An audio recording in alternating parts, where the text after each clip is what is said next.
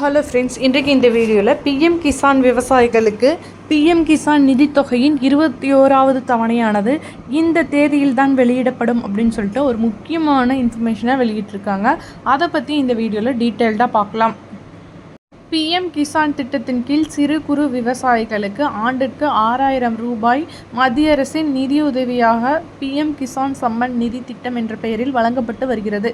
இதுவரை இந்த திட்டத்தில் 20 தவணைகள் பெறப்பட்ட நிலையில் தற்போது 21வது தவணையும் வெளியிடப்பட்டுள்ளது. ஏற்கனவே 3 மாநிலங்களில் வெளியிட்டுள்ள நிலையில் தற்போது அனைத்து மாநிலங்களும் தீபாவளி பண்டிகைக்கு முன்னரே வழங்கப்படும் அப்படின்னு சொல்லியிருக்காங்க. தீபாவளியானது அக்டோபர் 20ஆம் தேதி வருகின்றதால் அக்டோபர் 17 வெள்ளிக்கிழமைக்கு முன்னரே இந்த தொகையானது வெளியிடப்படலாம் அப்படின்னு சொல்லியிருக்காங்க. இந்த திட்டத்தில் பார்த்திங்கன்னா ஒரு ரேஷன் கார்டுக்கு ஒருத்தருக்கு மட்டும்தான் வெளியிடப்படும் அப்படின்னு சொல்லியிருக்காங்க.